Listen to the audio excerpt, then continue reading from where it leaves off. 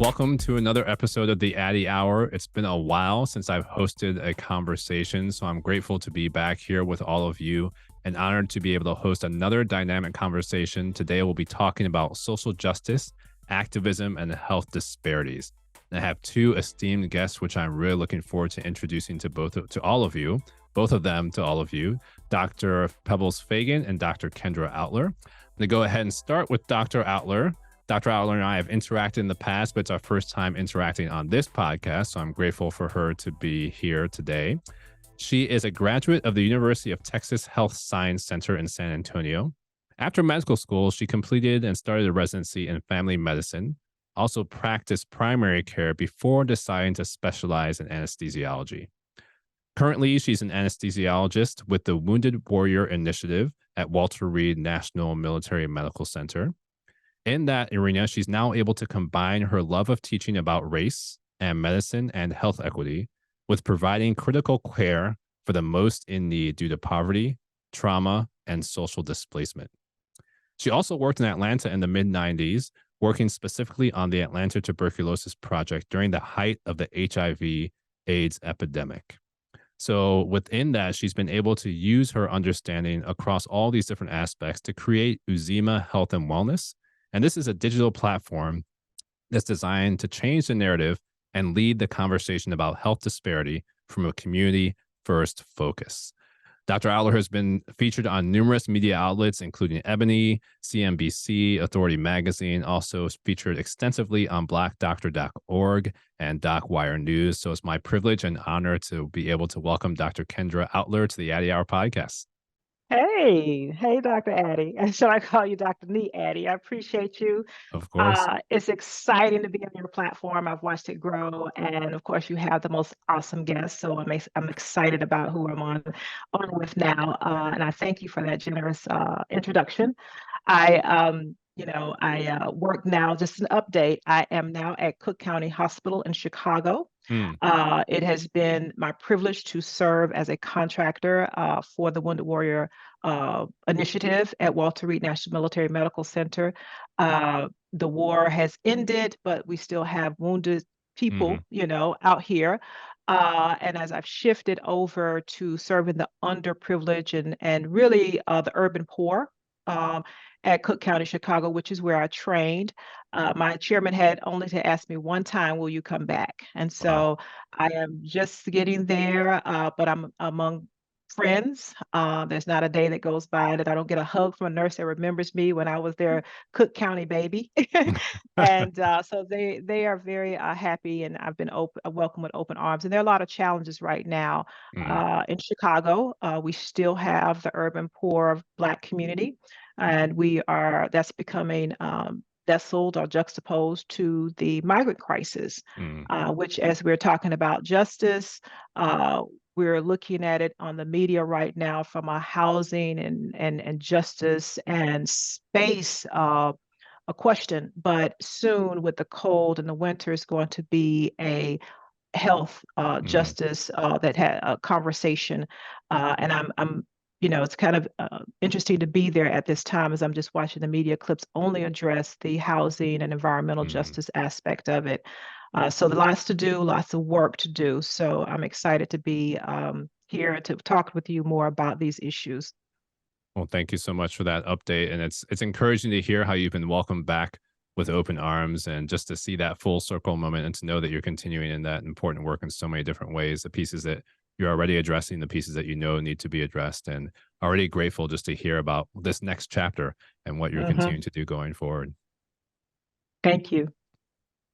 The next guest that I'd like to introduce is actually a return guest, Dr. Pebbles Fagan, who was with us for an in-person conversation that I hosted. Oh, I'm losing track of time. I'm not going to guess on how long ago it was, but we had a very dynamic conversation there as well. And so I'm happy to be able to have her back on the podcast and to have her partnered here with Dr. Outler. So by way of introduction, Dr. Pebbles Fagan is a professor and the director of the Center for the Study of Tobacco in the Faye W. Boozman College of Public Health, the University of Arkansas. She's also the director of research in the Office of Health Initiatives and Disparities Research.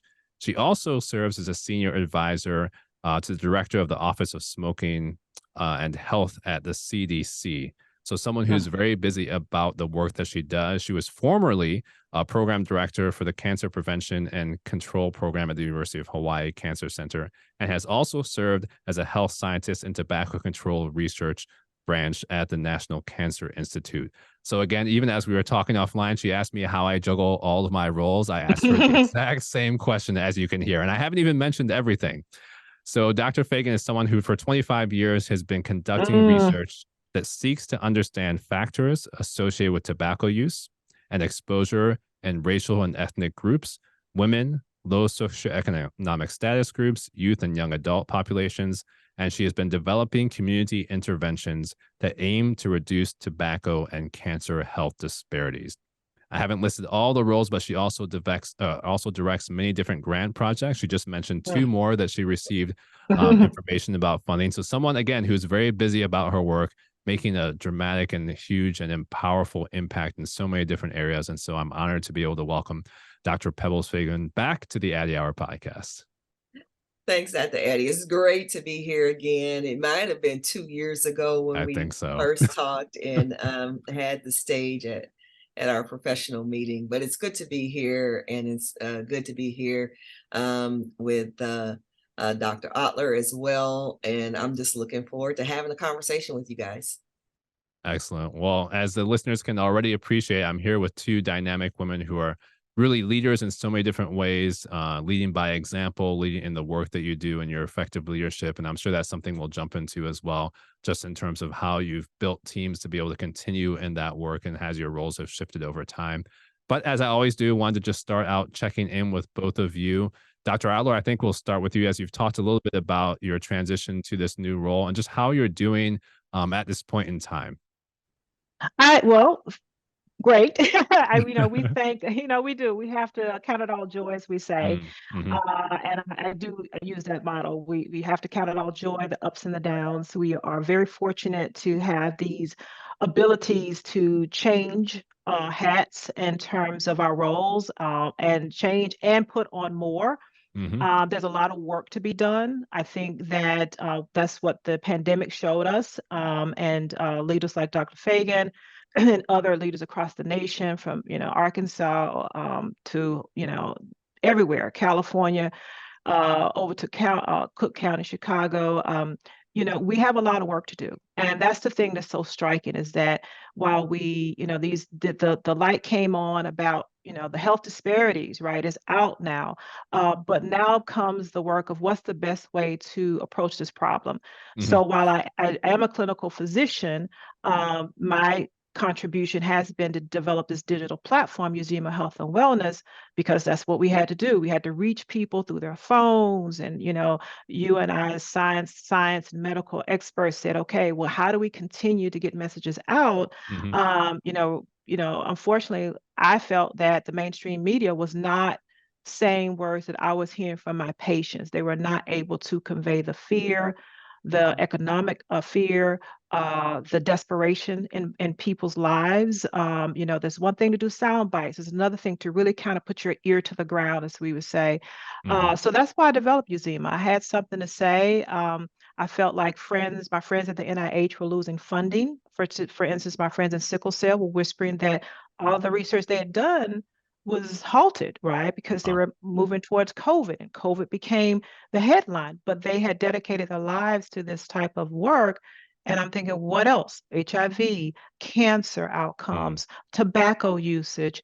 What else have we stopped because of COVID? Not to say that we had a decision to make. In my world of ER and anesthesia, we call it triaging, right? So we did have to triage this situation.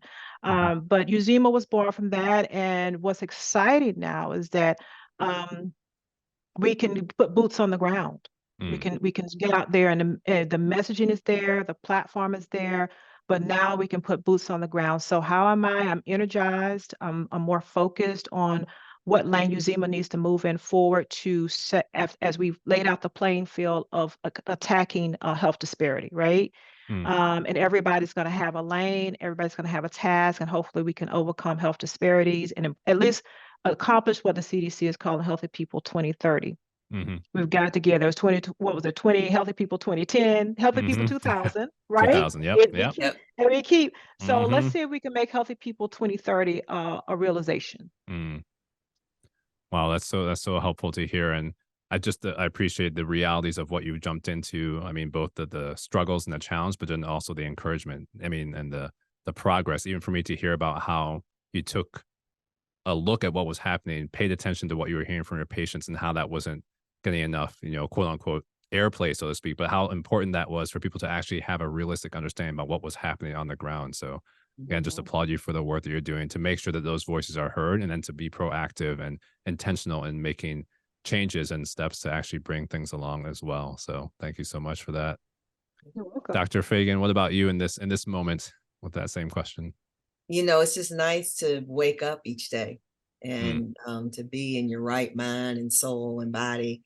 And because one of the things that, COVID taught us that we lost hundreds of thousands of lives in the US and millions worldwide.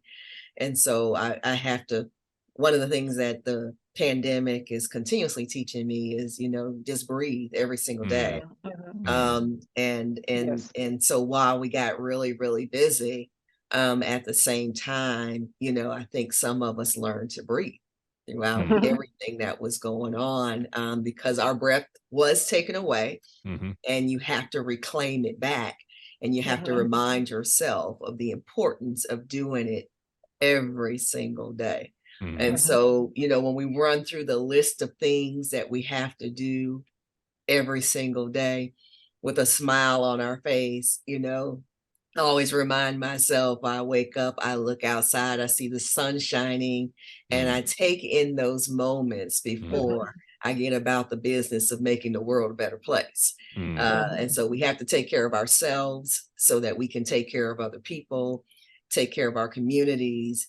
And what I'm always reminded of is when we think about how we collectively are doing is to assess collectively, how I'm doing, how we as communities are collectively doing, and have our pulse on that at every single point in time, so that when we're doing the business that we do, that we're coming up with the right solutions that force us to one day get to the point of never talking about disparities. Never talking about disparities. So that's how I'm doing. And certainly over the last 3 years, I have taken a different turn in terms of how I'm approaching my work, with really focusing on social and structural factors that impact why we see these disparities in the first place. Wow. Well, thank you so much for sharing that. I mean, you framed it in sharing how you're doing, but I know just as the listeners are listening to that and receiving a word of encouragement for them as well. I mean, I'm going to make it personal and say, like, as you were talking, that was really encouraging to me as well. Even as we were all talking online about all the busyness and the tasks that we're about on day-to-day basis, aspects of accreditation, all these different things, but to just hear you put that in perspective is so helpful and so important. I mean, we could probably just stop the episode now and let people just walk away with that. Obviously, we have a lot more to talk about, but just want to thank you for that framing and for that wisdom and that encouragement as well. And just for everything, again, that you both are doing. One thing that I want to do, something that I've heard in both of your comments already, and I also heard Dr. Outler say specifically, but just about this aspect of the health disparities work and how I think Dr. Outler said the light came on in a sense. My curiosity question is, with that light coming on, but then also knowing that both of you and many others have been about this work before that light, quote unquote, came on. So what has what's the right way to say it? Your perspective, your emotional reaction, your practical response, as others have seemed to have woken up, and I use that term broadly, knowing that there's all sorts of implications with what's happening that word. But how have you navigated in that? Because different people have different reactions to that, whether it's frustrating, opportunistic, or this is a momentary initiative. And I know I've thrown a lot out at once, but I want to just kind of get your perspective on how you've navigated as the world has paid more attention, and we hope will continue to pay attention to those pieces. So Dr. Outler, maybe we can start with you. Well, thank you for that question, because, one of my mantras to my residents is you do need to take your emotions out of some things, okay? You're gonna deal with patients that are frustrating. You're gonna deal with patients that you cannot convince to do X, Y, Z. This is not an emotional time, okay? And when you start to put those things there, you can't go about the work of taking care of the patient because you now are being clouded by how you are feeling, right? So, of course, when the pandemic happened and the news came on about disparities, and I'm seeing newscasters don't look like me, will this word, and the sister, I call it my Susan Moore lecture, of the family medicine or primary care doctor that died in the hospital. I'm angry, because is this entertainment or is this something that we have seen before and we still are getting it wrong? We're still missing moments where we can intervene to help people live longer. Okay, so you're angry. I read some of the, she was added to our Black Lives Matter, of course. So finally, the what we call deaths in medicine was being recognized as preventable, being recognized as something that bias has contributed to. So within my space, we need to have these very honest conversations with medical students, with residents, with faculty. And so I became involved. I was able to, create a lecture for the military, which has been insulated, that really had a hard time saying, we're not, practicing unfairly. Everybody gets medical care, but there is still bias in that process. So, that leads me to so was I angry? Yes, but I had to say, what is the work that needs to be done? And so I always kind of, so that again, I would come home from anesthesia from 5 to midnight, and I'm typing my heart out, and I can't get it to the Washington Journal. I can't get on CNN. I can't get, and so voila, we had platforms develop that wanted to do what? Disseminate this information. And so where am I now? I'm now in a resolve that we need to make sure this information is reachable to our communities, because we still need to get there. We still need to penetrate there. There still seems to be a disconnect between, our good intentions as providers and institutions to highlight this message to what our communities can do to improve their lives. So you go from, anger to action, to empowerment, and that's how I've approached it, and I hope to continue to move in that spirit, if you would say. But yeah, to listen to people talk about COVID the way we talked about HIV in 1989 and 1990. And then, this is not new. We've been in this fight. We really have been in this fight. And that's what you kind of want to yell into the TV. And then I just started typing, and, when somebody said, how did you get this much on Museum of Health and Wellness? Said every month I took down the health disparity issues and wanted to know what the community was saying and match that up to what my community as health providers were saying. And voila, here we are. And there's more to do, more conversations to be had. Well, thank you for sharing that honest perspective and how you've just navigated through and continue. I mean, taking that anger to action, and then trying to have prevention as well. So definitely, again, I know I'm saying this over and over, but I'm so appreciative of the work that you are doing. I'm glad that you're sharing it so broadly, and hope that our listeners are getting a lot of that out of that as well. Dr. Fagan, what about you? Yeah, I think from anger to action to retaliation. And let me explain what I mean by that, because with the visual exposure of what happened to George Floyd, we were angered, right? Along with what was happening with the pandemic, people became empowered. And then because you become empowered and the light has been turned off, society then begins to retaliate, right? And you see that retaliation through, we're going to take down diversity, equity, inclusion. We are going to roll back resources that help people get food. We are going to begin to wear down the workforce so they're not able to perform at the levels that they need to perform at. And we're going to strip people of various things, which is why you see all of these strikes happening across the country. So for communities that are experience marginalization and oppression, the exposure, which then causes us to act, then experience retaliation, needs to cause us to continue to act and not be complacent. People get tired, so then they stopped acting and moving forward in action format. And the goal is to wear people down so that you cannot continue to move forward, because the number of issues that get thrown at our communities to have to deal with, the pandemic, police brutality or targeting, hunger, joblessness or underemployment, okay, political targeting, and the list goes on. So then you wear people down and you get back to the same place where you were in that oppressive state, because that cycle just continues itself. When I think about where we need to be in terms of health disparities today, when healthy people began, we defined health disparities looking at differences between groups.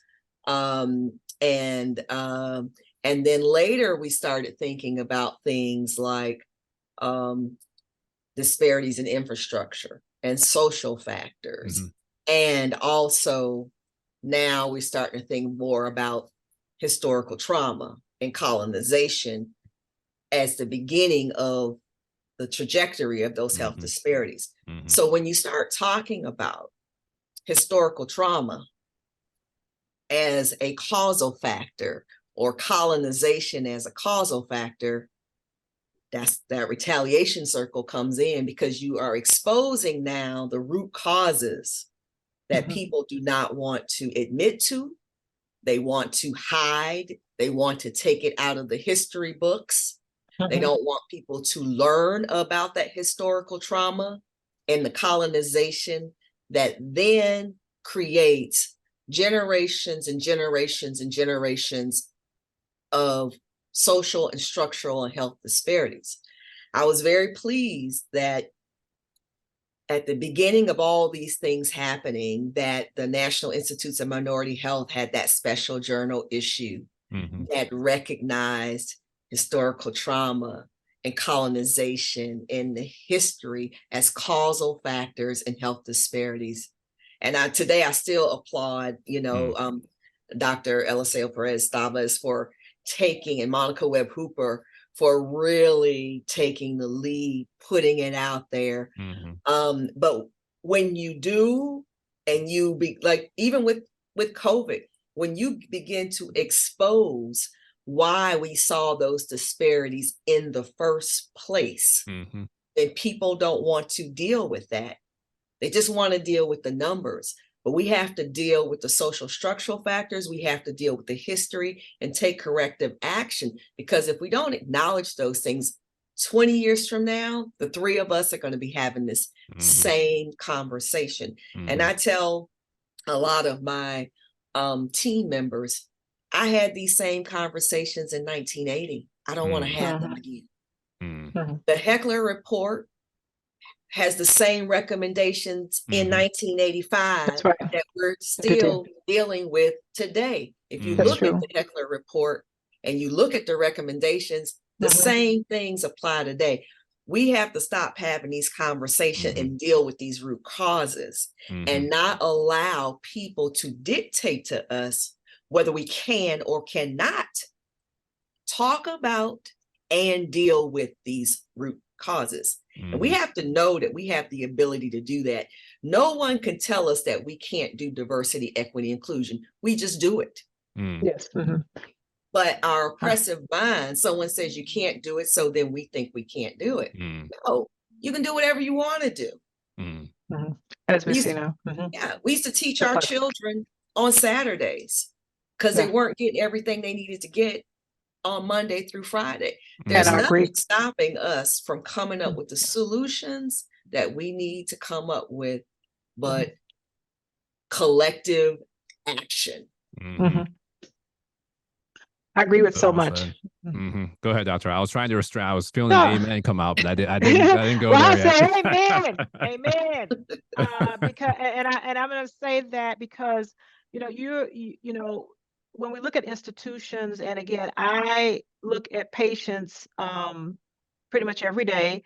For the that's been my study. That's been my what can I do different today? Just me. And now that I'm in a role as a physician leader, now I can work, with larger groups. I've been with my, arm in arm with at the NMA, and I came up through the ranks of SNMA.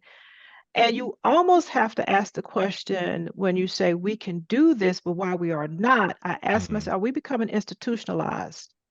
Are we, the people, becoming too institutionalized? Because certainly with the money that flows through the Black community, okay, and I intentionally use the word and have targeted my platform for the Black community. Some people say Black and brown. And I said, well, I know when I went to South Africa, they asked me, was I colored? And I said, no, I'm not colored. I'm a Black American, right? And that's something else we saw on the news when we started to try to make a big catch-all basket for Latino, brown people, mixed race, and it became like, okay, well, wait a minute, hold up, because my Latin friends and my Hispanic friends and my Mexicano friends, they have different, they have sections of towns.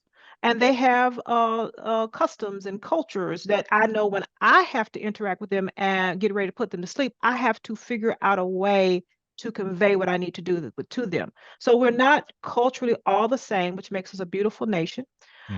So when I say Black community, yeah, I'm intentional.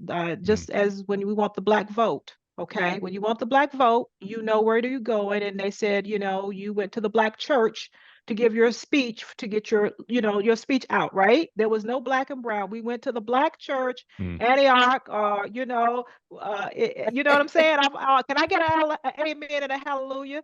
So, Amen. So you know what I'm saying? So let's be clear, and it did point with health disparities, and I will say probably second to the Native American brethren, we had catastrophic losses due to COVID and then before that HIV, what have you. So the point is we do have money within the Black community. We have dollars that are not being invested to basically market to us to be better. And so when you think about historical trauma, is it that whatever the infrastructure is, continues to see us valuable in what we can either produce, and if we're not producing, then there's nothing to sell to us when it comes to making us healthy. And when you and I and Dr. Addy on these very high level institutions in terms of how we see things, but day-to-day people, what they remember is how we treated them.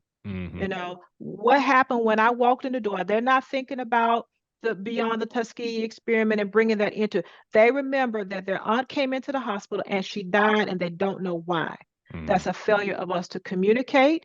And when I tell patients, when I tell my residents, when something happens traumatic to a family member, we're not just affecting that person that you saw.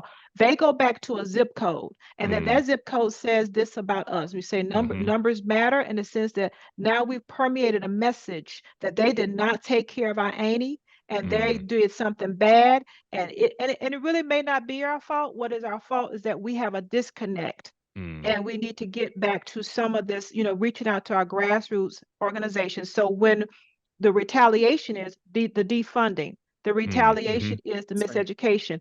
And so what we're seeing in places like Chicago right now, if you turn on the news, and it pains me to see Black communities so angry, and they're saying this is our community. But when you think about it historically, these are families that have been replaced from the projects. They finally got a home. They broke that generational project life. They have a brick and mortar now, and now you want them to walk past 3 and 4 and families begging for money. They're not bad people, but they're saying, hold up. When does the cycle stop for us? We did everything you told us to do. You said you came up with a city plan. You said you wanted us to move into houses. You said you wanted us to improve the schools. We are participating in our civic duty. Now you give us something else, to your point, Dr. Fagan. So, we have to begin to say, okay, fine. Let's empower our community. Let's organize. Let's continue to do more than platforms. This is helpful. But we are now able to do boots on the ground, Saturday schools, teaching our kids history lessons. Okay. We also had community clinics that were run by volunteers. We can do that. We don't have to just be angry. We can do that. And I think that that's where we need to go. Yeah. So important. I love what you said about questioning about how we have become institutionalized. Because I think that is the root of the struggle for many people right now is we did everything we were supposed to do, right? And here we are still, right? And so many of us bought into that dream, right? And now that dream is being shaken up, and we have become people who have to question, now what do we do to deal with this issue of have we become too institutionalized? And so, what I love about Chicago is that the coalition work grew out of Saul Alinsky's work many, many years ago. And I evaluated a coalition for my dissertation many, many years ago, but I've come back to that. And so you talk about, getting back boots on the ground. We started doing coalition building again with our rural communities because that was the way in order to get people reinvigorated and re-engaged in the issues. And we continue that work now because I think it's mandatory that we do the coalition work and that we grassroots work. That's what we used to call it. And because that's what's going to move communities forward. That's what's going to protect people from retaliation. You don't have the collectivism, and this individualistic cultural thing will not protect us. Collective effort, us coming together with people, Jesse Jackson used to call it the Rainbow Coalition, but when I think about the Rainbow Coalition, I'm thinking about social class as well, that bringing people across social classes together in order to make sure our communities are made well. And it's not going to be just dependent on the poor. It's not just going to be dependent on the middle class. And it's not just going to be dependent on the upper middle class. I won't say the wealthy, I'll say the upper middle class of Black people. It's the coalition across all socioeconomic classes that is going to make the difference. And it calls on us doing Black philanthropy in ways that are not just about, do you have a dollar or a check that you can write? It's, can you hold Saturday school? Can you provide the water for the people who are out there doing this work? Can you provide places, house people who need to come in town because we need to come have them speak on a particular issue? Black philanthropy occurs in a lot of different ways, and every single one of us, no matter what social class we're part of, need to participate in that process as part of being a collective culture of people. That's going to help solve these issues and help us get out of that psychological cycle of oppression, that keeps us from being a collectivist culture. So. Wow, so many rich pieces of conversation that you both highlighted. And as as you were both talking, I'm thinking, oh, this question, that question, then you all have actually gone there already, which is impressive and not surprising at the same time. Especially as you've talked about just the ways to fight against the retaliation and how important that is. I'm curious though, because you've talked about, the coalitions across different groups, but in the spheres where you both work, particularly in different academic settings and government institutions, how do you keep those who are in those spaces, I should say those of us who are in those spaces, engaged and not feeling disheartened, so that we really can kind of keep this aspect of this collective approach rather than having people feel like, well, now I'm stuck in this institution that doesn't care about X, Y, and Z, that does things X, Y, and Z way, and just that cycle that can happen so easily. Just what are some things that you've seen work in that regard? Because I imagine that would be very instructive for a lot of our listeners as well. Dr. Outler, maybe we'll start with you on this one. I feel what that question, because as we, some of us have been propped up by other institutions to say certain messaging. And that's something that I think we all have found. I think that, creating honest platforms is always a challenge. Everybody does not have the same opinion. Okay. Whatever, if you joined a club in college or in high school, you already know that. And you don't even have to join a club. You could be part of a gang in the street. You know what I'm saying? Everybody, like Tupac said, got an MF opinion. And you have to create a space for that. I'm amongst family now. We done had to warm up. No, you're good. You said you know me, but yep. No, seriously, everybody has an opinion. So so that is a challenge, okay? And there was a lot of bonding, like I said, when we're watching, relatives die, and we're watching. So there was a lot of bonding, and we do need to be careful as we enter this other phase. Of health disparity work and messaging, that we don't lose that bonding. But what I tell people, there's some weak soldiers out there, okay, and they're going to fall off on the march. And you also, when we did the civil rights, you took the arm, and you told somebody, help me get across that bridge or up that, because you were afraid. And so there's strength in numbers, and you do find somebody that you can find. Even when you march into war, what have you, you get next to somebody that has the same pace, the same cadence, the same rhythm, and they may not go the whole distance with you. But I'm always, and this is something else I try to use on Uzima, is we bring in this cultural thing where the pastor says, but God sends us on this message and this path, right? And then you're going to get somebody that's going to meet you to take you to the next point. So if someone says, I'm ready to get off, or something happened, allow for that. Don't discredit that. Say, okay, I appreciate the support you gave me, whether it's one show or 10, whether it's one event that you came, if it's this amount of money or a whole big old check, I appreciate that opportunity, as long as we at that moment in time are in the same message, in the same step. So I've had the Science Sisters from the NIH. I just went out to the Links breast cancer health healthy walk. Now I'm talking. So what I'm saying is every group that I'm interacting has a different cadence, but the mission is still the same. Therefore, my energy is up to do it, and that's that's the way I approach it. To say, what can we do together right now in this space? And so I think that we do have to be careful not to become harsh on, well, they don't really mean it, or they're not really serious. Take that value for moving forward to solving whatever the issue is you're about to bring to the table. Get your allies, and that can be across all lines, and move the ball. And I think if we approach this issue that way, we won't become caught up in the emotions and the judgment of it. I just always have to caution that. Yeah, great wisdom in those words. Yeah, I mean, I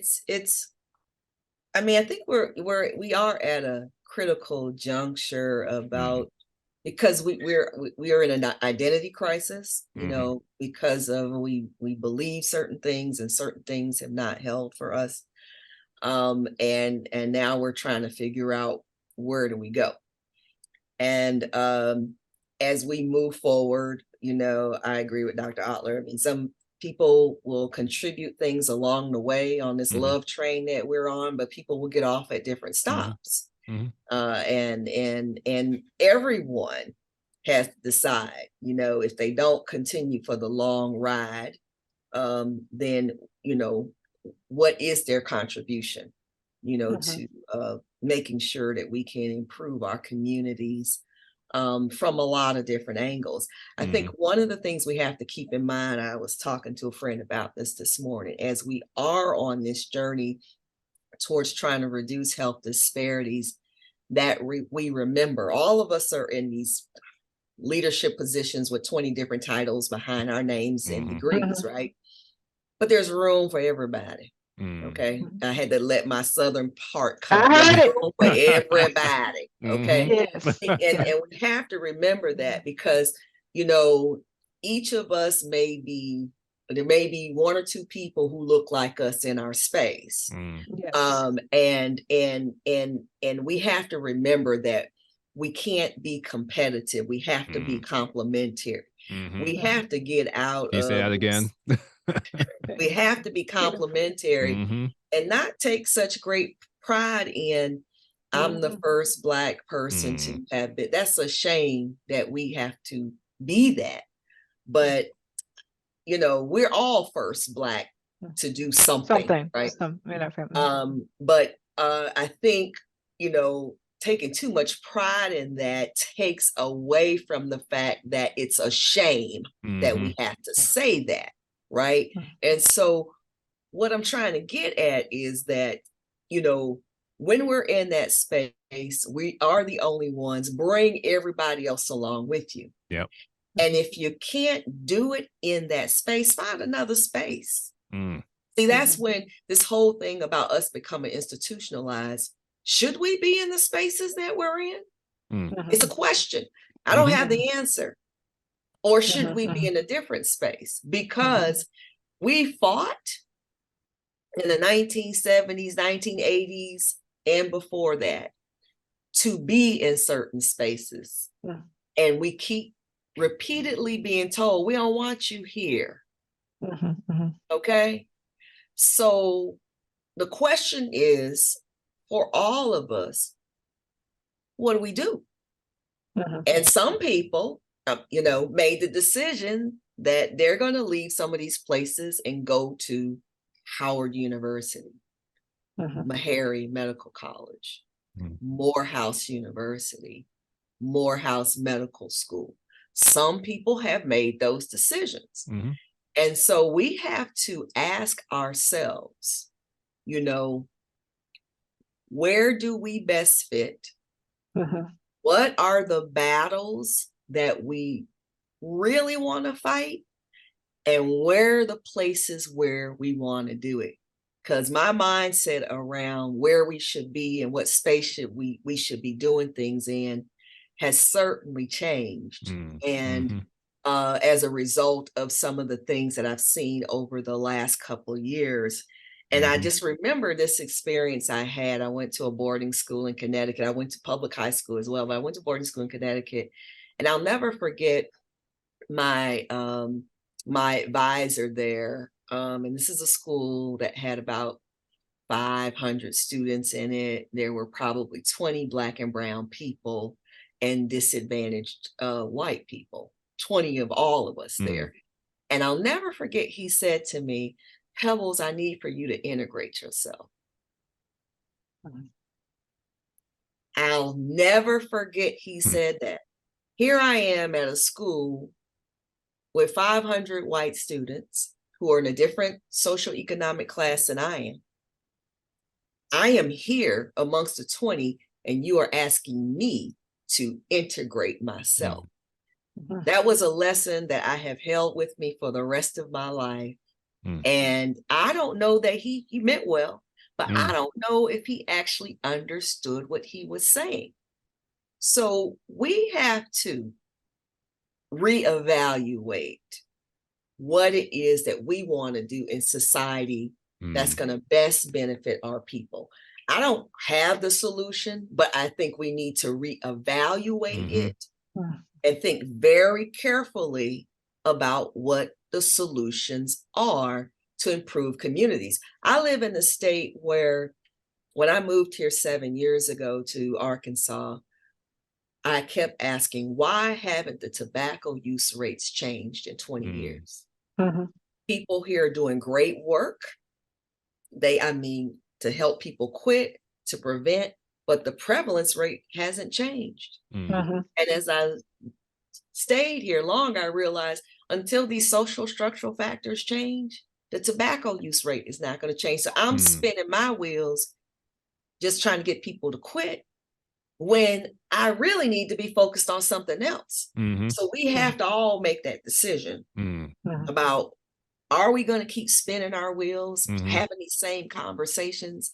Or are we going to create spaces where we can really get the work done? That's so good. And asking the right question. I mean, as you landed at the end too, what questions are we asking? And do we, as you also mentioned, are we willing to have that iterative conversation? Because things will move. And to ask yourself, if the space that was working at this point in time, is that still working? Do I need to pivot? Do I need to come back? So again, there's so much wisdom in what you've shared, and just importance for how we actually move forward as a society and as a community as well. So Dr. Outler, anything you wanted to react to? And Dr. I think that you know, we definitely you know, I love being a physician. I love my space, and I am the only Black American in the Department of Anesthesia. I'm in a special hospital at Cook County, and that we are international. My chairman's from Russia. Dr. Torrens, Nigerian. You have another brother Guam Dr. Guam is from Jamaica. We are very diverse. And I noticed that, you know, when I had a choice, you know, from the military to this public health institution, why would you go there? I mean, but the fabric there, you know, we are like an international tribe there, and I love it, you know. And so I got to Cook County from Chicago. I was in Alabama. No, I was in Hurricane Katrina. And New Orleans is very diverse. People do not know that New Orleans, due to their relationship with Cuba, had and Guatemala had, you know, generations of diverse people, and also the Vietnamese community as well. They took a hard hit during Hurricane Katrina. So and I grew up in Houston, and I have backgrounds in rural Georgia. So I'm used to, you know, kind of this kind of diverse background. So, you know, I would say when it comes to medicine and hospitals, there's been this conversation about racism in medicine, but we're also trying to recruit more Black physicians. So what are we going to do? We're going to burn down the house. You're not going to go in the house. You're not going to work. You're not going to be the only, because you will be the only neurosurgeon. You will be the only urology resident. You will be the only, and you got to be okay with that, okay? Because I need you on the other side of this, taking care of patients.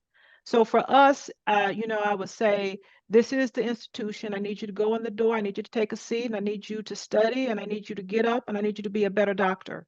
Okay, that the question is not how can we fight racism within the medical system. The medical system is a big corporate house, and sometimes you as you go through it, you don't want your challenges don't not to become a bad actor in it. Okay, and I tell racists not just, so who are you calling racist if you know you're that one Black resident that lets a patient leave too soon and something bad happens, and you have to confront your own bias. Did you let them leave because they were poor? Did you let them leave because you didn't like the fact that they had nasty teeth or dirty clothes, so you didn't bother to examine them?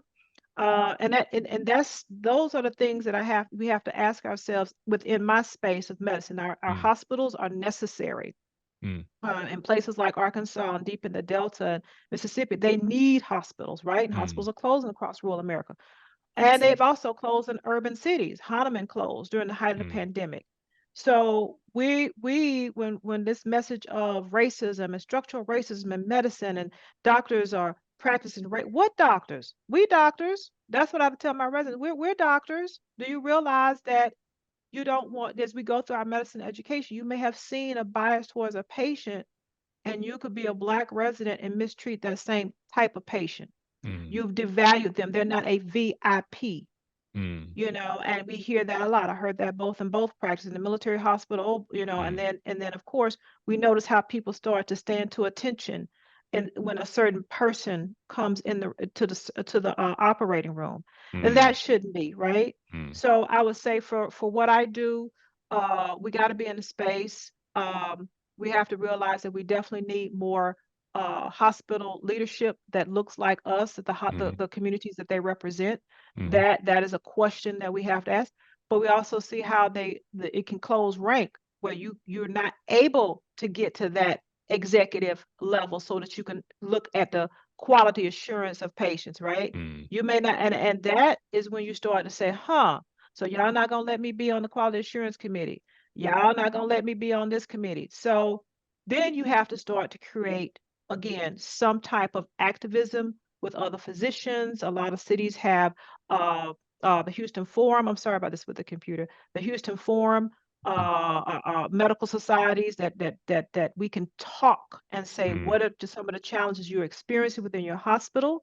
That's why the NMA is very important. And let me just digress a minute. When we talk about racism in medicine and activism, we never talk about the role of of physicians marching for the right to practice, to take care of Black patients, to take care of their own community, to get hospital admitting patients. Mississippi recognized that and said they had a race and reconciliation meeting, okay, with the Black physicians. And they had to realize that the reason they're behind in recruiting Black doctors to Mississippi, the reason they're behind in care for Black patients is because of the racism that was practiced, where doctors were pushed out of the state. They were pushed out of boards. They couldn't open clinics and get certification and then have a referring hospital send their patients. That is why, that's another reason why we're behind on the numbers to take care of patients, why our patients don't have the adequate education to take care of themselves, why they've divested from health conversations in churches. That there's a legacy behind that. And when we talk about disparities, when we talk about the cure, we never bring that piece in there. We never talk about the civil rights movement for Black physicians. We need to talk about it on TV shows. We need to educate people, physicians and non-physicians, about that struggle. And then that will turn on pipelines, that will turn on initiatives, because they do need to right that wrong. And they still have not admitted to this type of discrimination in producing Black physicians, even today. That's why you have schools with 4 Black students and only 2 graduate. I was one of 10 in my class out of 200 at the University of Texas. My dean, Darlin Mann, he's white American. He was supportive. They asked me would I come. I would have loved to have stayed at Morehouse. I would have loved to have gone to Morehouse, right? But he said, would you come and take a chance on us? And I did. And I'm a better person because I did. Because I realized, they got a brain. I got a brain. Okay, well, I can study, you know? And so while we can go into these other institutions and feel othered, that's a process that as we become physician leaders and scientists in these institutions, that othering stays with us. And so I would say for me, we gotta stay in the fight and then do your activism and join with other groups like the NMA and other medical forums that support Black physicians, and remember that legacy that we had to get in here to take care of patients. So well said, and just to know the work that you continue to do and the way that you're inspiring the next generation as well. Inspiring and challenging. And I think that's an important piece that has to be there together, because as you've both mentioned, we don't want to be having the same conversations in 20, 30 years as we're continuing to have that already reflective of what we're talking about 30 years ago or so. So again, just really important, I think, for people to be able to grapple with all of that as well. And again, so many important pieces. I am going to have to go back and listen to this conversation again, because I know others will have to as well. Just so many important topics that you've both brought up too. Even, Dr. Fagan, as you were talking about that being the only and the first. I mean, something I know all 3 of us can relate to. As you were saying that, I was reflecting back on how many times that's happened to me in my career. And it's always that mixture of celebrating, but then also being frustrated, especially as I talk to those who've gone before me, emeritus faculty, who have said we were fighting that same fight 35 years ago. And I hear the mixture of gratification that things are moving forward, but also disappointment that it's taken that long for the same issue to move forward. So, holding both of those together, I think, is really important for us. But, as we've talked about these pieces, as we're wrapping up, I did want to ask both of you, what gives you hope moving forward, and what do you see as important for us to be able to hold on to in terms of hope and actually moving things forward practically, so we don't get stuck in a cycle of repetition over and over again? Dr. Fagan, I think we'll start with you this time. Yeah, I think that people are beginning to see the need for collectivism. because again, our minds have been trained in this individualistic culture. We have gotten away from, how we were throughout the civil rights movement, when we were very much codependent on each other, not just within our own neighborhoods, but coordinated across the country. And so we need people to continue to have broad-based coalitions that go from city to city.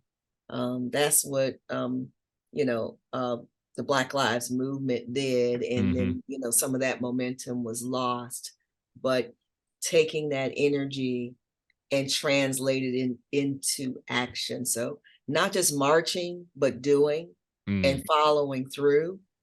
And so what gives me hope is that people are beginning to recognize the importance of, or re-recognizing the importance of codependence and the need for us to come together to collectively solve these problems, because we will end up being in a better place faster. I don't believe in, it's going to take time. That's what we've always said. But Harriet Tubman didn't say that. She didn't say that. She was an angel who walked back and forth thousands of miles, liberating people and helping them to liberate themselves. So what gives me hope is the community, the collectivism, and the will to be able to get this stuff solved quickly and not accept, it takes time. Because the time has passed, and we are human beings, and we deserve the right to live to our fullest potential now, right now, not tomorrow. And I think if we keep that in mind, that we deserve to have our fullest potential right now, like everyone else does, it'll keep us moving forward in a collective fashion. Amen to that. Dr. Outler, I'm going to let you close it out. Well, I'm going to close it out by quoting my favorite quote. When I saw it on t-shirts when it said Harriet Tubman, I would have freed more if they knew they were enslaved. And I always ask, how do I let this person know? Same thing with your work. How do I free you from tobacco? How do I free you, not just from tobacco, but the enslavement that you need this in your life, and that your money is going to something that can harm you? That has to be your scientific bottom line question. I mean, the work that you do with these titles, yeah, that's there. But I know that the thing that gives you motivation and passion is to say, how do I make this person connect these dots in a place that has poor educational infrastructure, that we have in the South? And the other quote is the time by Martin Luther King, is the time is always right. Time is always now, right? To do the right thing. And so those are things that give me hope to say it is now. The time is now. And do what you can do, because we don't have forever, right? So those are the things that give me hope, and that I'm able to use my talents to contribute to the betterment of mankind and she kind. That's what I tell my mentees that call me and they're getting disillusioned about medicine, disillusioned about their promotions that they're not getting by being part of the institution that played the game right. Why didn't I become a chair? Why didn't I say, how many physicians the Black physicians did the best they could by patients, knowing their heart they were better, knowing their heart they were smarter, and became disillusioned with medicine and tuck tail and just left, and you see them walking through the halls, and I try to engage them and say, hey, talk to me about what's going on here, talk to me about your role, because they inspire me to then say, okay, you need to communicate this information to patients, and you need to lead students and residents to understand their communities better. We're not just numbers. We're not just a big old bucket of folk, who just happen to be walking through the door. We are individuals with families that love us. We have a charge to do in medicine. So I think that's what gives me hope, is that I'm using my talents now in a way to be proactive, that is being appreciated both on the institutional level and in the community level. So that's what gives me hope to keep moving. And I appreciate you for having me, Dr. Addy. This is very special to me to be able to be part of a larger growing platform. Dr. Fagan, you've actually given us a platform, a voice, a place that our voices can be heard, because I wouldn't have known about you, fabulous sister. So I sure appreciate it. And so the work continues. So thank you. Amen to that as well. Well, thank you to both of you for being here, for everything that you're doing, everything you share with our listeners. As I already said, I'm definitely going to be going back and listening to this one a few times, with all the pearls of wisdom that you mentioned, that you dropped on this episode, and just the words of encouragement as well for the ways that we can really move forward collectively. So I look forward to our paths continuing to cross, and as we continue in this work together, to really have that place of connectivity and collectivity as well. So thank you to both of you for being here on the Addy Hour podcast. Thank you. Thank you so much for the platform. Congratulations to you for sticking with it and giving this forum to the people and letting us be part of that forum as well. Oh, of course. That means a lot coming from you, for both of you. So it's a very special platform, and your guests have been diverse and empowering. So thank you.